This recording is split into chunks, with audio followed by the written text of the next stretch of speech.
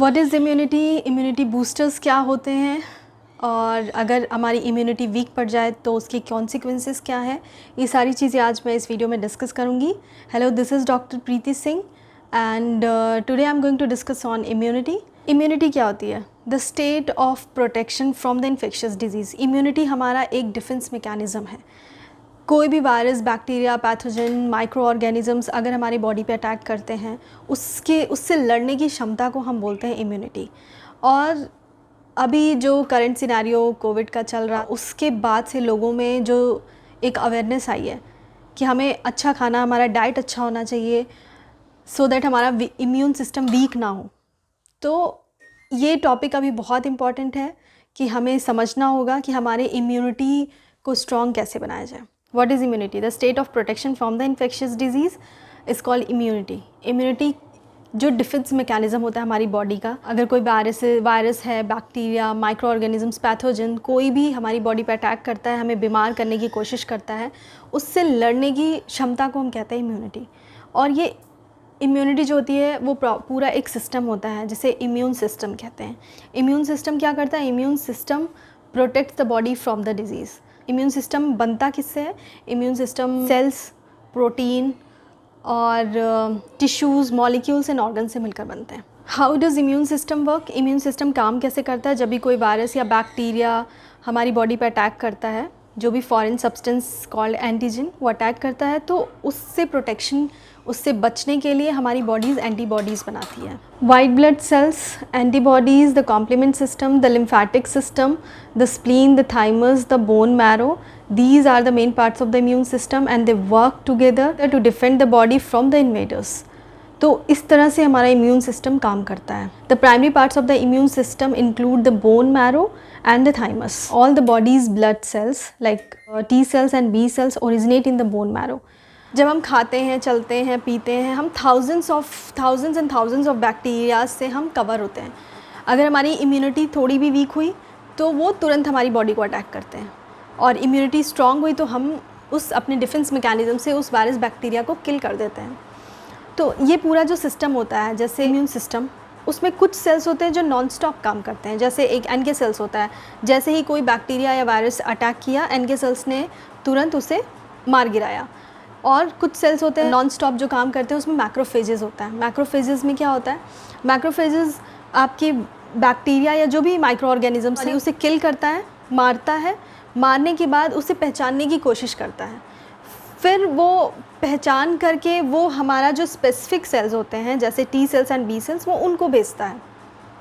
T cells क्या करते हैं? उस पर्टिकुलर जो भी होता है, वायरस है, बैक्टीरिया है या क्या है, उसके अगेंस्ट वो एंटीबॉडीज़ बनाता है। तो इस तरह से हमारा सिस्टम काम करता है। ऐसे बहुत सारे सेल्स हैं, प्रोटीन्स हैं जो नॉन स्टॉप काम करते हैं और कुछ स्पेसिफिक होते हैं। Now next is types of immunity. Immunity दो तरीके का होता है, innate immunity and acquired immunity. Innate immunity क्या होती है? Cells, tissues and organs that you are born with, जिसके साथ आप पैदा होते हैं। आप इम्यूनिटी, जो भी इम्यूनिटी आप लेकर पैदा होते हैं, that is innate immunity. Acquired क्या होती है? जो हम थ्रू आउट द लाइफ, अपने डाइट, अपनी लाइफस्टाइल हैबिट्स से जो हमारी इम्यूनिटी हम बिल्डअप करते हैं खुद, वो दैट इज़ एक्वायर्ड। इसका नाम से ही आपको पता चल जाता है कि एक्वायर्ड इम्यूनिटी क्या होती है। एक्वायर्ड इम्यूनिटी दो तरीके की होती है, active and passive. Active immunity क्या होती है? Active immunity develops in response to an infection और वैक्सीनेशन। जब कोई इन्फेक्शन हमें होता है या वैक्सीन लगती है, जैसे एग्जाम्पल मैं कोविड का ही दे दूँ, बहुत लोगों को जिसको कोरोना हुआ, उसके बाद जो एंटीबॉडीज़ डेवलप हुई, या जिसको नहीं हुआ और उसने वैक्सीनेशन लगवाई और उसके बाद एंटीबॉडीज़ डेवलप हुई।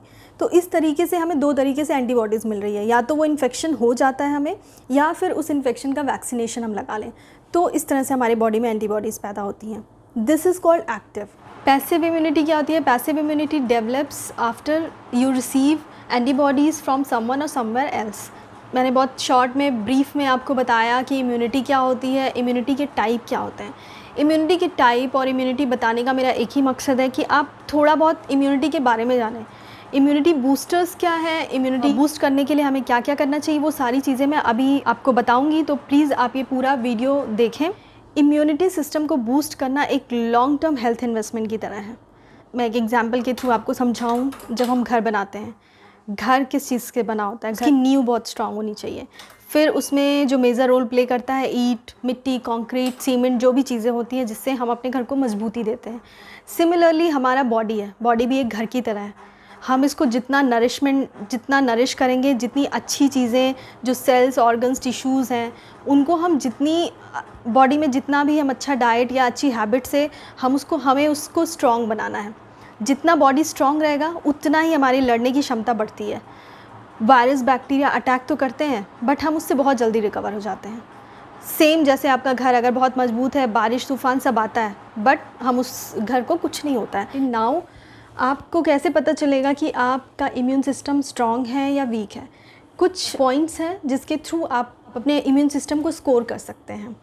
लाइक आप पहली चीज़, आपका स्किन जो होता है वो रिफ्लेक्शन होता है आपके जो भी what ever is happening inside your body. आपके अंदर, बॉडी के अंदर जो कुछ भी हो रहा है उसका रिफ्लेक्शन हमारी स्किन पे दिखता है। पिंपल्स हैं, रैशेज़ हैं या फिर कुछ मार्क्स आ रहे हैं या कुछ भी, ये हमें बताता है कि अभी हमारे अंदर कुछ तो गड़बड़ चल रहा है। मतलब या डाइजेशन प्रॉपर नहीं है या फिर कोई बैक्टीरियल इन्फेक्शन है या कुछ भी है। तो ये एक पॉइंट है। अब आप ज़रूर नोटिस करेंगे कि आपको फ्रिक्वेंटली या रेगुलरली कहीं आपको एक्ने तो नहीं आते हैं। And second is clean body. जितना आपकी बॉडी क्लीन होगी उतना ही इम्यूनिटी स्ट्रांग होगा। अगर आपकी बॉडी क्लीन नहीं है, वो कैसे पता चलेगा? वो पता चलता है कि हम मॉर्निंग में कितने अच्छी तरीके से फ्रेश हुए हैं। अगर आपको फ्रेश स्टूल पास नहीं हो रहा है या हमेशा कॉन्स्टिपेशन रह रहा है या डायरिया ही हो रहा है, ये इंडिकेट करता है कि हमारा जो डाइजेस्टिव सिस्टम है उसमें कुछ ना कुछ गड़बड़ है। डाइजेस्टिव सिस्टम के 2 मेन फंक्शन होते हैं, डाइजेशन एंड हीलिंग। सिर्फ डाइजेशन ही काम नहीं होता है, डाइजेशन के बाद हीलिंग का होता है। हमें ये पता होना चाहिए कि हम जो कुछ भी खा रहे हैं वो कितने घंटे में डाइजेस्ट होगा और डाइजेशन के बाद हमें कितना अपने डाइजेस्टिव सिस्टम को रेस्ट कर देना है जिसमें वो हील कर सके। जैसे रात में नींद नहीं आती है, ये भी एक सिम्टम है कि हमारी इम्यूनिटी लो है। नींद नहीं आती है, हमें बहुत तेज़ हंगर की फीलिंग नहीं आती है, हर वक्त लेज़ीनेस फील होता है, हम एक्टिव नहीं फील करते हैं, लेट से उठना, काम पे फोकस नहीं करना, कंसंट्रेट नहीं कर पाना, ये सारी चीज़ें हमें इंडिकेट करती हैं कि कहीं ना कहीं कुछ गड़बड़ है। तो अभी हमारा नेक्स्ट पॉइंट है कि हम इम्यूनिटी बूस्ट करने के लिए या इम्यूनिटी को स्ट्रॉन्ग बनाने के लिए हमें क्या करना चाहिए। इम्यूनिटी बूस्टर्स क्या होते हैं? इम्यूनिटी बूस्टर्स में हमारे पुराणों में पहले के जो हमारे वैद्य, ऋषि मुनि होते थे, उन सब पहले से ही हमारी ये बुक्स में लिखा गया है। और अभी ये सारी जो हमारी पुरानी चीज़ें हैं वो अभी चाइना, जर्मनी, जापान, इन सब जगहों पे वो पॉपुलर है और हम वो चीज़ें नहीं यूज़ कर रहे हैं। जैसे अश्वगंधा है, गिलोय है। गिलोय आप एम्प्टी स्टमक आप उसका पाउडर ले सकते हैं, उसका वो टैबलेट फॉर्म में भी आता है, आप वो टैबलेट भी ले सकते हैं। गिलोय क्या करता है? गिलोय टॉक्सिन्स को बाहर निकालता है, ब्लड प्योरीफायर होता है एंड बैक्टीरिया एंड वायरसेस को किल करने की क्षमता होती है उसमें। तो आप उसे empty stomach 1 glass lukewarm water में आप 1 स्पून गिलोय का पाउडर मिला के पी सकते हैं या फिर उसको टैबलेट फॉर्म में भी मिल सकते हैं या फिर हमारे जो काढ़ा होते हैं, काढ़ा में भी हम उसे डालकर पी सकते हैं। अश्वगंधा को कैसे लेना चाहिए? अश्वगंधा को हम रात में जब भी दूध पीते हैं, हम उसमें भी एक हल्का गर्म दूध में 1 चम्मच अश्वगंधा का भी पाउडर डाल के उसको पी सकते हैं या फिर आप दूध नहीं पीते हैं तो आप उसको पानी में भी डाल के पी सकते हैं। टर्मरिक, कई सालों से हम उसको अपने एक मसाले की तरह यूज़ करते हैं, उसमें करक्यूमिन पाया जाता है। करक्यूमिन में anti inflammatory, antiviral and antioxidant properties होती हैं, जिसके चलते अभी इसके सप्लीमेंट्स भी लोग मंगा के खाने लगे हैं, जो हमारी हल्दी में ही होता है। तो हम 1 ग्लास दूध में 1/2 स्पून हल्दी डाल के भी पी सकते हैं या ल्यूकवार्म वाटर में भी हल्दी डालकर पी सकते हैं। करक्यूमिन की बहुत सारी प्रॉपर्टीज़ हैं, मैं उसे शेयर कर दूंगी, उसको आप पूरा डिटेल आप मेरे डिस्क्रिप्शन बॉक्स में देख लीजिएगा। नेक्स्ट, आंवला। एक आंवला अगर आप डेली हैबिट डालें एक आंवला खाने की, जिसमें विटामिन सी होता है और विटामिन सी हमारा इम्यूनिटी बूस्ट करने में बहुत मेजर रोल प्ले करता है।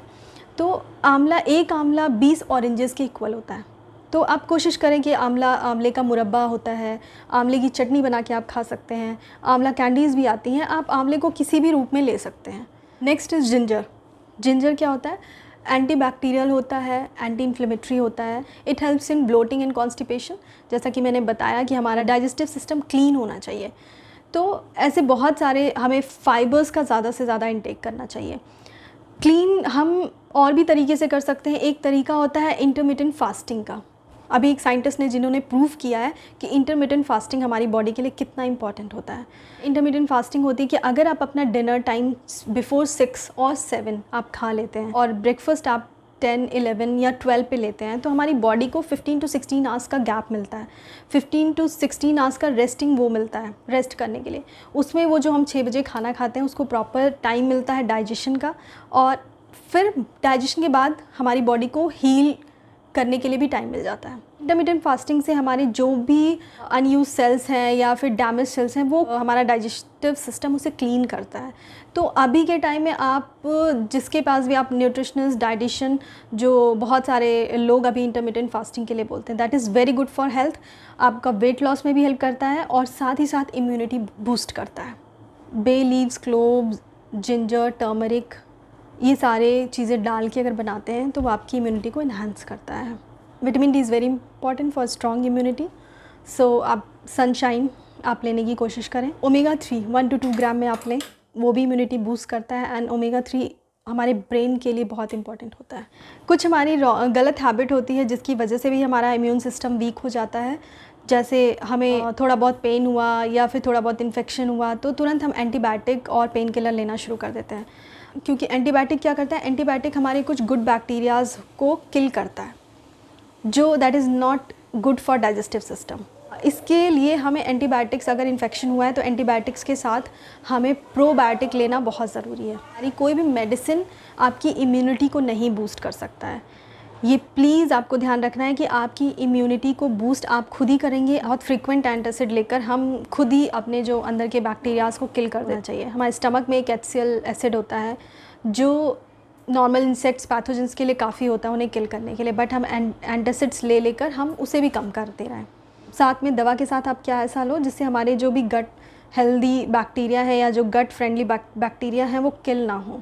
अगर आपको खाना डाइजेस्ट करने में प्रॉब्लम हो रही है तो आप बेस्ट है एप्पल साइडर विनेगर। आप बिफ़ोर मील आप 15 या हाफ एन आवर आप उसके पहले एप्पल साइडर विनेगर थोड़ा सा पी लें पानी के साथ। वो आपके डाइजेशन में, वो जो भी आप खाओगे वो डाइजेशन में हेल्प करेगा। साथ में coconut oil, medium chain triglyceride oil. आप कोकोनट ऑयल भी फूड को डाइजेस्ट करता है ईजिली।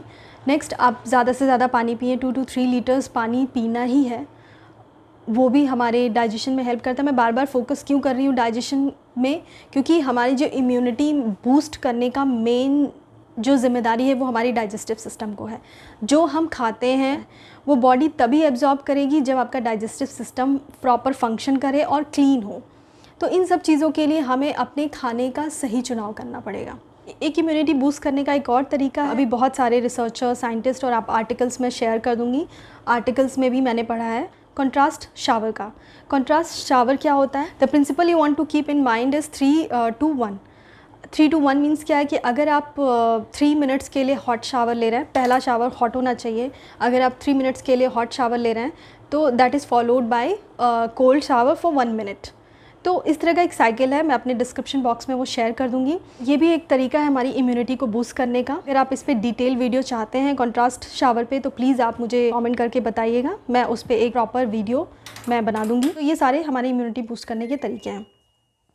हमने क्या बताया, इम्यूनिटी क्या होती है और इम्यूनिटी के साइंस क्या हैं वो भी आपको पता चल गया। तो आप अपना खुद घर पे स्कोर कार्ड बनाइए कि मुझे क्या प्रॉब्लम हो रही है, क्या मेरी इम्यूनिटी वीक है या स्ट्रॉन्ग है, वो आप खुद डिसाइड कर सकते हैं।